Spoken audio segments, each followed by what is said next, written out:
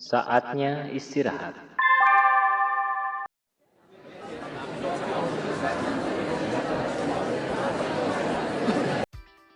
Teman-teman, kan kita bentar lagi ini mau memasuki bulan Ramadan. Terus kelas kita ada rencana mau buka bersama nggak? Oh iya, boleh. Aku biasanya kalau buka puasa tuh sering buat takjil gitu. Kira-kira kita mau bikin apa? Gimana kalau kita buatnya es campur? Oh boleh tuh. Kan es campur kan seger banget kan. Mesti di dalamnya ada nata de coco. Gimana kalau kita bikin nata de coco sendiri? Nah, boleh juga tuh. Kan nata de coco termasuk bioteknologi konvensional. Terus nata de coco tuh fermentasi yang bahan utamanya tuh dari air kelapa. Emang pembuatan nata de coco-nya itu gampang? Cara pembuatannya gampang kok. Kita cuma butuhin air kelapa, cuka, gula, bakteri Acetobacter pseudomonas sama zat ZA. Gimana kalau pulang sekolah kita buat? Sekalian belanja bahannya di pasar. Ayo, Boleh.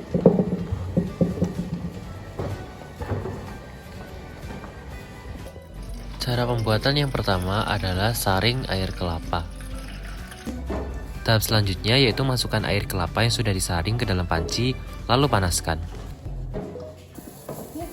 Yang ketiga, masukkan gula, ZA food grade, dan cuka. Biarkan hingga mendidih selama 2 menit.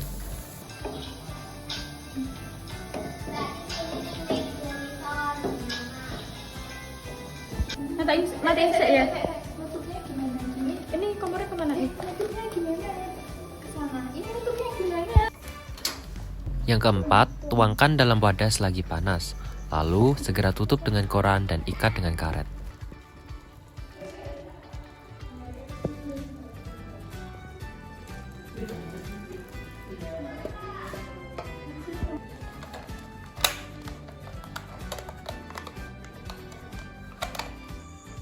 Setelah adonan mendingin selama 6-7 jam, buka sedikit koran yang menutupi wadah plastik, lalu tuangkan starter.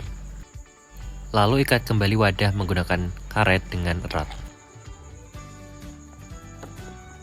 Biarkan terjadi fermentasi selama 1 hingga 2 minggu. Setelah masa fermentasi selesai, bilas nata de coco dengan air bersih lalu rendam selama 2 hari. Selanjutnya, nata de coco dipotong hingga menyerupai dadu. Setelah itu, nata de coco direbus menggunakan air gula hingga mendidih. Nata de coco siap untuk disajikan. Ini nata de coco-nya udah jadi loh. Mau lihat dong. Ini? Wow. Permukaan nata de coco terjadi karena proses pengambilan glukosa dari larutan gula atau gula dalam air kelapa oleh sel-sel Acetobacter pseudomonas. Kemudian glukosa tersebut digabungkan dengan asam lemak membentuk prekursor atau penciri nata pada membran sel. Prekursor ini selanjutnya dikeluarkan dalam bentuk ekskresi dan bersama enzim mempolimerisasikan glukosa menjadi selulosa material di luar sel. Komponen ini akan membentuk jaringan mikrofibril yang panjang dalam cairan fermentasi. Gelembung-gelembung CO2 atau karbon dioksida yang dihasilkan selama fermentasi mempunyai kecenderungan melekat pada jaringan ini, sehingga menyebabkan jaringan ini terangkat ke permukaan cairan. Pembentukan nata polisakarida ekstraseluler diperlukan senyawa antara yaitu heksosa fosfat.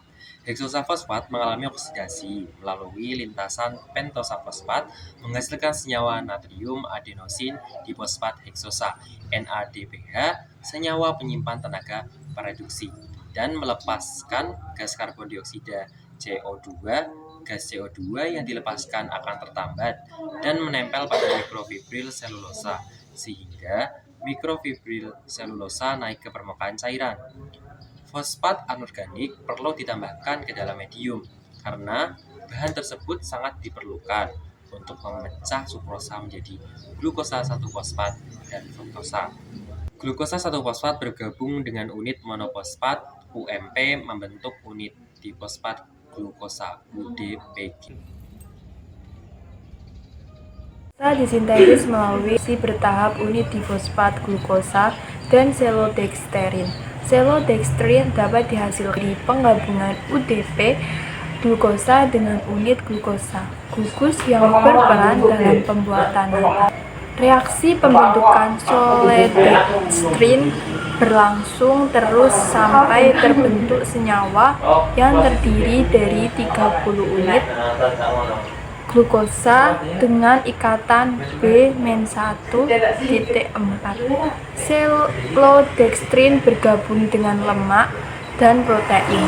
Proses tersebut merupakan proses antara glukosa dan selulosa yang melibatkan enzim selulosa sintase.